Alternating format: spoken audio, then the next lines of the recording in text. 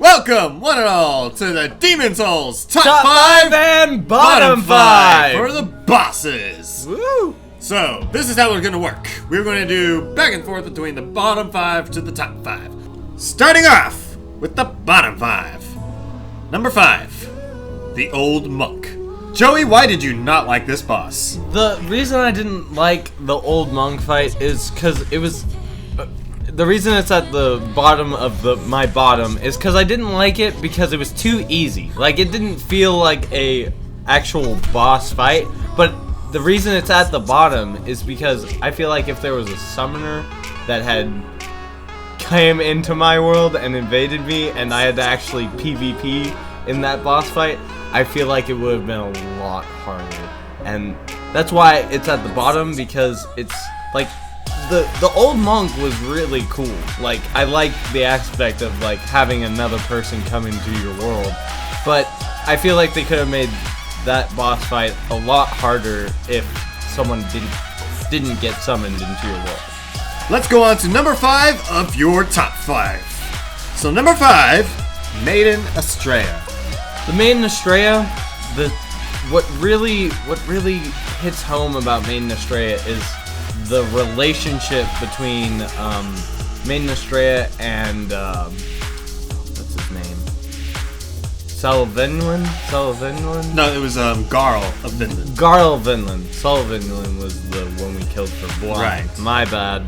Garl of Vinland is like protecting her. He's like her protector, and that's where the boss fight was. And then when you go up to her after you killed Garl of Vinland, it's really tragic how she actually kills herself, and that's what made me like this boss fight. So not so much for the fight, but the story of the fight. Right. All right, now from a good boss to a bad boss, on to number 4, the Dirty Colossus, which was not too far behind. That boss fight was just so aggravating. I hated the bugs that he would like get onto you. Oh, it was so... and I kept distracting myself when they would get on me, and then I would go and try and get him off, and then he would kill me, and I just found it so aggravating. He was just one of those bosses that was tedious. Just like, aggravating. Really so. And if I have to add something, for me, the Dirty Colossus is the most forgettable boss. Yeah. Like, every time I go back to Demon Souls, I'm like, oh, I completely forgot about that guy. Yeah. Alright, from the most forgettable boss to a much more fun boss, number 4 of your top 5 favorites. And that is the Old Hero. The Old Hero, what I really liked about him is he really produced this like manly figure. He is like the old hero. Just in his name makes you scared of this boss fight. And the way he is unique is he's actually blind, and he uses his hearing senses to locate you, and he swings wherever you're like running by him. So he swings where you were and where he thinks you're going to be. That's what makes him so unique and why I liked him so much. But at the same time, I think his boss arena was just kind of bland. It was just a hallway with towers, and it was just like... Yeah, I feel if they updated that boss into a current Dark Souls game, I think that'd be a really fun experience. That and Thief Ring is OP. Yeah. Thief Ring OP. Alright, now to the number 3 of your least favorites, Armor Spider. We are getting into We're getting into the real hatred. The real hatred here. The Armor Spider, I don't like how you have to run down a whole hallway where he can just spam an attack at you, and it just slows you every time it hits you, or he breathes fire down the hallway and it just kills you. Like, it's not fun. That's not a fun experience. And then whenever you get up and close near him, he has all those spider webs that if you hit them, you're just immediately demobilized. And throughout my experiences of Demon Souls, there is never a surefire way of taking on this boss. Yeah, it's just... you're always going to get hit no matter what, so you're just going to have to, like, alright, just deal with it and just move on. Yeah, it's just like something that you have to try and get as close as possible, but not stay too close because his swing radius is ridiculous. There's no way to get behind him. It's just not a fun fight. It's not fun. Alright, so now on to the number 3 of your top 5 favorites. Dragon God. Dragon God, I really like this boss fight because of the arena. The arena is what made it all. Like, how you just see him when you first walk in and he's just like this big dragon that you're about to take on. And then what also makes him unique is you have to use the, how do you say it? The arrows, the ballistas. The ballistas. I'm sorry, I can never remember what those things are called. The ballistas, you have to use those and you have to maneuver through his, like, his lair, basically. Mm-hmm. And that's what makes him so unique, because, like, the boss fight itself, you're just whacking him in the head a few times, except for whenever, you know, you screw it up and roll off the edge. That's glorious. Of course, I would find the one way to screw that up.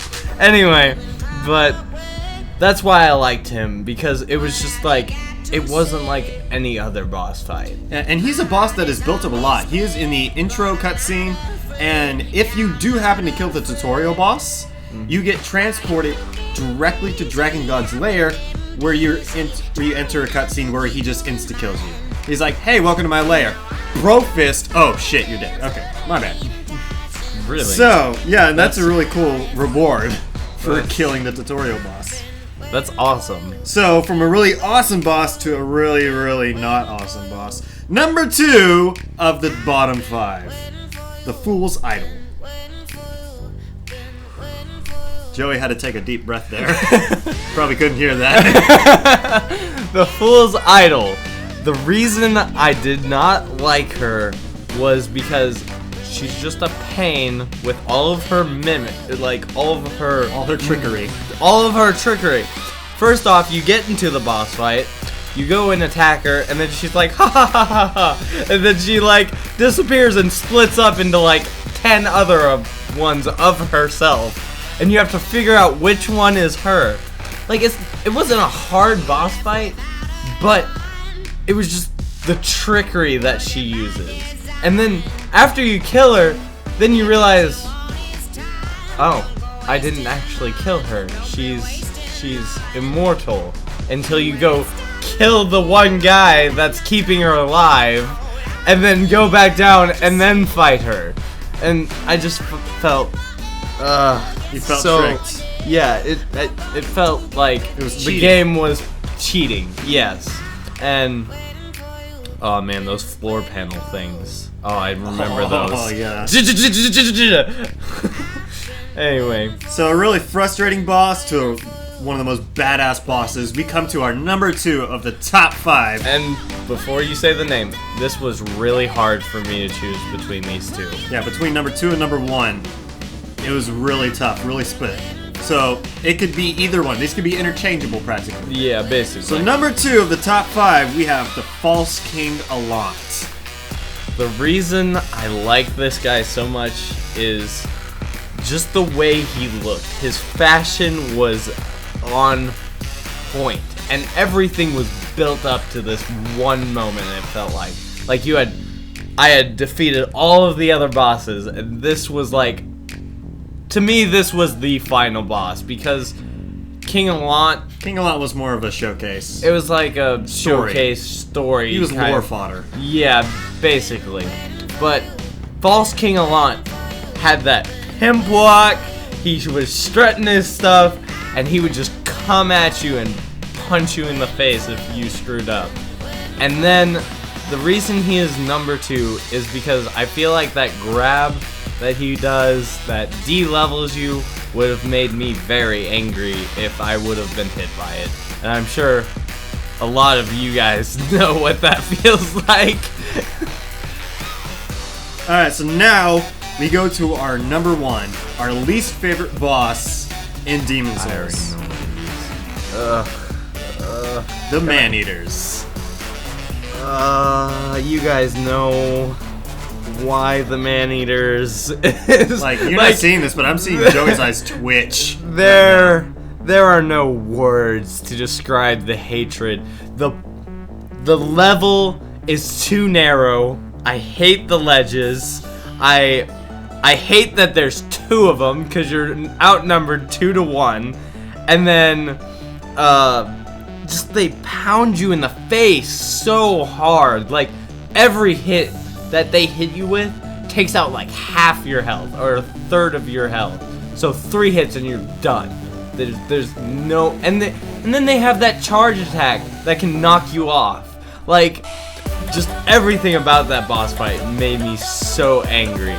Like, I'm sure I held it back in the video pretty well, but that... No, you didn't. I didn't? No. No? Okay. It was hilarious. I thought I did. Could have been worse. Could have been worse. Alright. Alright, so before we go to our number 1 favorite boss fight, we have to do an honorable mention. Just because he almost made the list but just didn't for whatever reason, we have to talk about the Flamelurker. The Flamelurker, I did like him. I like how you use his soul to get boss souls. And I do like the physical aspect of the Flamelurker because he just looks like this demon of like flame. It's just like his name is describing himself basically, and he's just a terrifying boss. And he's gained a lot of notoriety amongst the Souls communities as one of the most hard Demon Souls bosses, and maybe one of the hardest bosses in the Souls series. Really? If you're not using magic. Which we totally cheesed that one. Oh man. But he is Crescent Falchion for the win, guys. But yeah, his intro is epic, his fight is epic, his moves are epic. Somehow didn't make a list, but... It's because I feel like all of the ones that are in my top 5 are unique in their own way. He's just a badass. Yeah, he's just straight bad. Yeah. He's one of those ones you don't have to mention. It's just... It goes without saying. It goes without saying. But we do have to say, and this goes with or without saying, the number 1 favorite fight, the Penetrator. The Penetrator's intro was on point. I was like, oh, that's gonna be the boss. Nope. He gets stabbed right through the chest and thrown away like a piece of garbage. And then his moveset was just so fast and so smooth. Like, you had to time everything so perfectly when you were fighting the Penetrator, and he would punish you so hard. Like, in his name, it shows you that he would punish you. Yeah, his signature move, the Penetrator, would practically insta-kill you. And then, he was a hard boss, but it was a fair kind of hard. Like, it was like, you wanted to go back and fight him again, because he just is so cool, and you just love fighting him. I just thought he was the best boss of this whole series. Yeah, he is my favorite fight in Demon Souls, and he's definitely got to be in the top 5 of just all of the Souls games for me. Same. I haven't completed Dark Souls or Dark Souls 3, but I feel like he's up there in my top 5, top 10. So there you have it, everybody. That is our top 5 and the bottom 5 for bosses in Demon Souls. Let us know in the comments what other Demon Souls related videos you want to see from us. We will try to do what we can, but we have other plans in the future of what other games we want to move on to. You guys already know some of the plans. Yeah. We just want to wrap up Demon Souls as well as possible. We do plan on a death montage. I don't know if this is coming out before or after. But we will see you guys in the next video. Like, comment, subscribe, guys. And keep it casual. Bye-bye.